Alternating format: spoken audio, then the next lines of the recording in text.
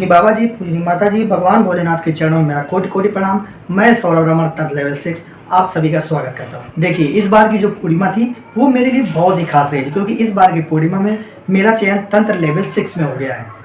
तो माँ बाबा का बहुत बहुत कृपा है, माँ बाबा की बहुत बहुत आशीर्वाद है कि उन्होंने मेरा चयन तंत्र लेवल 6 में कर लिया। तो ये मेरे लिए बहुत ही खुशी की बात है, और मुझे तो अभी भी विश्वास नहीं हो रहा है कि मैं तंत्र लेवल 6 पर पहुँच गया हूँ, और ये मेरे लिए कोई किसी सपने से कम नहीं है। और एक चीज़, इस बार की पूर्णिमा इसलिए भी खास रही है क्योंकि हरिद्वार में मनाई गई थी, और मैं तो अपने आप को बहुत खुशनसीब और भाग्यशाली समझता हूँ कि मेरा चयन तंत्र लेवल 6 में हरिद्वार में हुआ। हरिद्वार आश्रम जाने की बहुत ही इच्छा थी, क्योंकि अभी तक मैं कभी हरिद्वार आश्रम में नहीं गया था, पहली बार ही गया हूँ।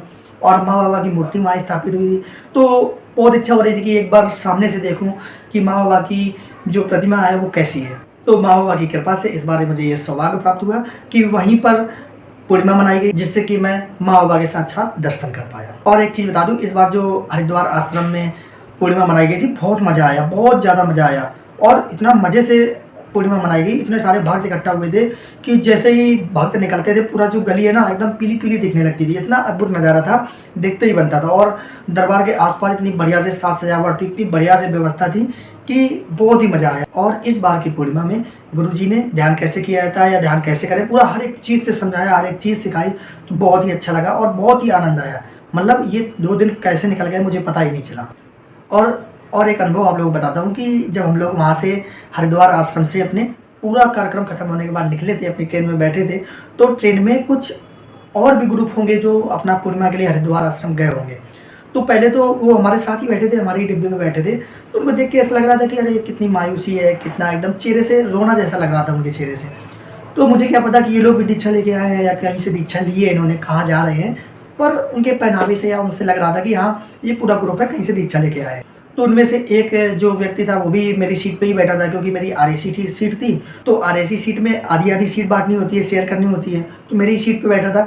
पता नहीं उनको ऐसे पहले बताया गया हो कि किसी से बात नहीं करनी है, किसी से व्यवहार नहीं बनाना, क्योंकि मैंने बोलने की भी कोशिश की। मुझे लगा चलो ये लोग दीक्षा लेके तो आए हैं, अपने दरबार के बारे में इनको बताते हैं। तो जब मैंने उनसे बात की तो उनकी बातों से लगा कि ये तो बहुत ही कष्ट में है। तो वही मैं सोच रहा था कि इतने कष्ट में है फिर भी ऐसी जगह से जुड़ रहे हैं, ऐसी गलत जगह से जुड़ रहे हैं।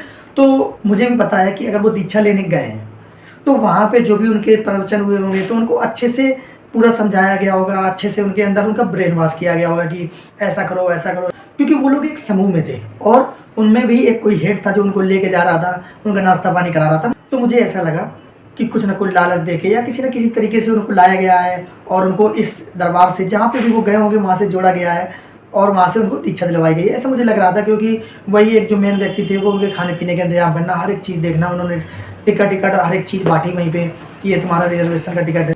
तो इससे मुझे लगा, तो मैंने जब उनसे बात की तो मुझे लगा कि अरे ये तो बहुत कष्ट में है। लेकिन अगर मैं उनसे कुछ बताता तो उनको लगता कि अरे ये तो अपनी तारीफ़ कर रहे हैं, और उनको पहले से ही जो भर के भेजा गया है कि अब आप खुद सोचिए कि अगर कोई एक खाली पेज एक भरा पेज है तो खाली पेज में लिखना आसान होता है, मतलब खाली व्यक्ति को समझाना आसान होता है। लेकिन जब वो वापस लौट रहे हैं तो उन्हें बहुत ज़्यादा समझाया गया होगा, किसी के बहकावे में ना आना, किसी के चक्कर में ना आना, हम ही अच्छे हैं बाकी सब बुरे हैं।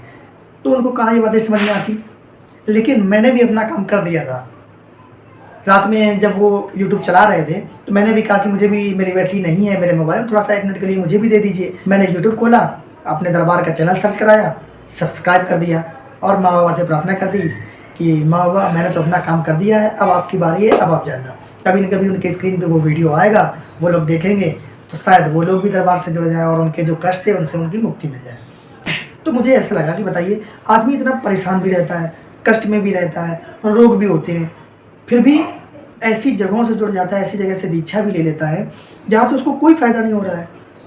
अगर आप वहाँ जुड़े हो, आपको फ़ायदा नहीं मिल रहा है, तो वहाँ पे जुड़ना किस काम का। तो ये मेरे लिए बहुत ही अच्छा अनुभव था रास्ते का कि कम से कम मैंने उनके ग्रुप में एक लोगों के मोबाइल पर चैनल तो सब्सक्राइब कर दिया, जिससे कि वो अपने दरबार के बारे में जान पाएंगे। हो सकता है शायद उनको ना भी पता हो दरबार के बारे में, ना जानते हो, ना किसी ने बताया हो, तो कम से कम वीडियो देखेंगे, फिर अपने आप ही वो दरबार से जुड़ जाएंगे। तो आप सभी लोग भी जब भी अगर अपनी बात किसी को ना समझा पाए या अपनी बात को ना एक्सप्लेन कर पाए तो आप क्या करें, दरबार का जो चैनल है वो आप उनको बता दें, या फिर अगर उनको विश्वास नहीं हो रहा है तो चुपके से मोबाइल लें, दरबार का चैनल सब्सक्राइब कर दें। अगर आप सब्सक्राइब कर दोगे, बेल आइकन दबा दोगे, तो जब भी दरबार का कोई वीडियो या लाइव सेशन होगा, अपलोड होगा, तो उन लोगों को नोटिफिकेशन मिलेगा, स्क्रीन पे जाएगा, तो देखेंगे जरूर, कभी ना कभी तो जुड़ ही जाएंगे। तो आप सभी जितने भी भाई बहनों ने इस बार दीक्षा ली है, मंत्र दीक्षा ली है, उन सभी को भी शुभकामनाएं, और जिनका चयन अगले लेवल पर हुआ है उनको भी शुभकामनाएं।